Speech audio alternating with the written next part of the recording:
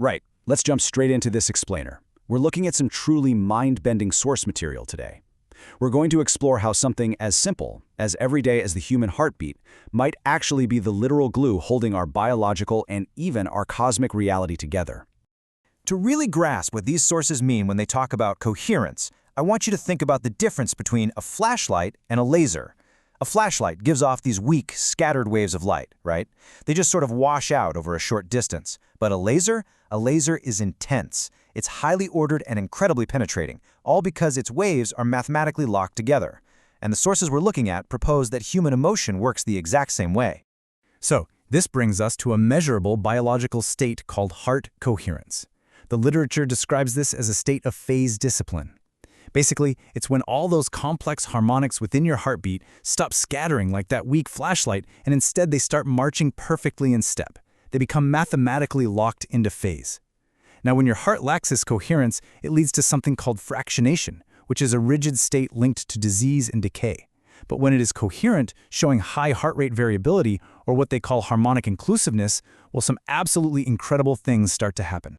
And the wild part is, we can actually quantify this biological state. There's a tool mentioned in the sources called the HeartTuner. It doesn't just measure your basic heart rate. No, it uses a highly specialized mathematical technique called Cepstrum, or second-order spectrum analysis, to actually measure the harmonics of your heart's harmonics. The intensity of that mathematical peak essentially acts as a real-time emotional intelligence gauge. It's like a truth detector that quantifies your internal focus as you're feeling it. Now, the really crucial detail the sources reveal through this HeartTuner data is the space between these frequency harmonics. Get this, when people are in very intellectual, head-centered states, the ratio between their heart's harmonics measures at exactly 1.0. But the data shows that the moment someone experiences genuine wonder, openness, or empathy, their heart's musical fundamental actually shifts. It moves precisely to 0.618. That's the golden mean ratio. Your heart literally changes its musical key. Taking this math a step further, the esoteric physics outlined in these texts offers a radical, scientific definition of human emotion. They're saying compassion isn't just some poetic, warm and fuzzy feeling, it is the literal biological manifestation of perfect, non-destructive compression.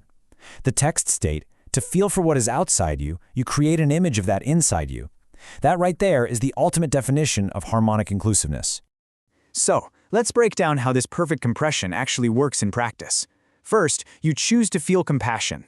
Second, you create an internal magnetic picture that is self-similar, or fractal, to the magnetism of whatever is outside of you. This creates what esoteric physics calls a fractal attractor. And because it utilizes that golden ratio we talked about, it allows the feelings and the raw information of the outside world to infinitely compress inside of you without destroying your own waves. You are quite literally making space for the outside world, inside your own heart. During this process, the heart's voltage literally turns inside out. It dimples.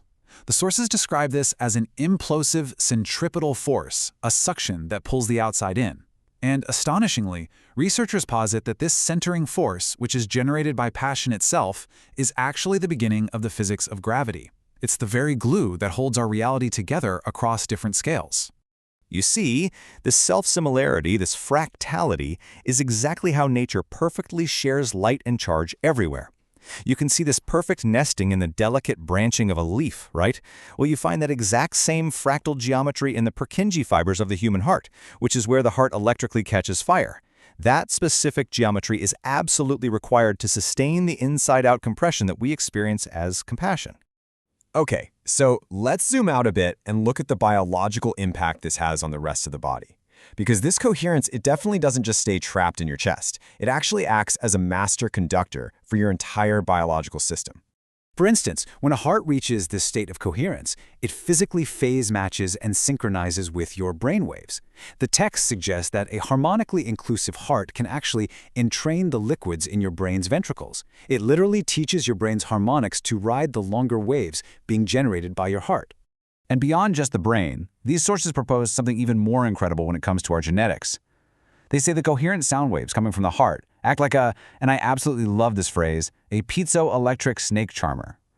The long sound waves of a loving heart physically braid and envelop the shorter waves of your DNA, directly programming your DNA's codons through geometric exposure. The biological implications here are just massive. The sources detail how extreme states of bliss can even weld the DNA into an implosive toroidal ring, which allows biological memory to accelerate. Plus, studies from the Heart Math Institute indicate that positive emotions predictably altered the very shape of DNA. And get this, it's wild. Individuals trained in heart coherence were recorded increasing the winding of DNA from up to a staggering half a mile away.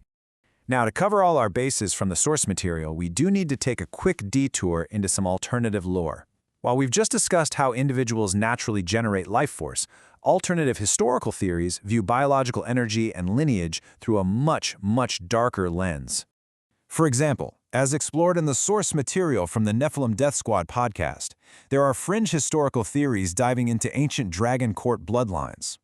These theories connect European royals back to Sumerian myths and the Nephilim. The lore suggests a history of elite inbreeding and, frankly, literal vampiric rituals involving the consumption of blood, specifically from so-called Grail maidens, to harvest high doses of melatonin. Viewed through the lens of what we just learned about the heart, you can see this as a dark attempt to artificially steal the life force and rejuvenation that a coherent heart generates all on its own. All right, let's step back into the esoteric physics of coherence and return to the macro level. We've seen how the heart affects DNA, but how does this coherence interact with the massive planetary ecology surrounding us? Well, it turns out an electrically coherent heart does not stop at the surface of your skin. Measurements documented in the text show that a coherent human heart can entrain the magnetic field of a tree up to 200 feet away. The heart's frequencies, which sit between 0 and 35 Hz, actually sync perfectly with the Earth's own natural Schumann resonance. That harmonic inclusiveness is literally defined in these texts as life force itself. And because this field effect scales up so dramatically, esoteric researchers propose it as the literal, scientific foundation for global peacemaking through Earth magnetic grid engineering.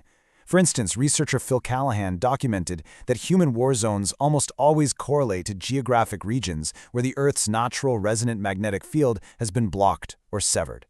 So the proposed solution is essentially a science of touch and magnetic alignment.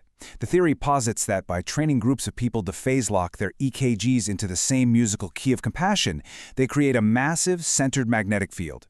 This collective coherence could literally act like feng shui for the entire planet, realigning those blocked magnetic lines in the land and teaching environmental waves how to share space peacefully. It's a staggering concept, isn't it? The idea of peace, not as a political treaty, but as a measurable, teachable field effect of human hearts locked in phase. So I'll leave you with this final thought to ponder. If the physics of compassion can literally pull the outside world in, braid your DNA, and entrain the very earth you stand on, well, what kind of world is your heart currently attracting? Thanks for joining me on this explainer, and keep questioning the reality around you.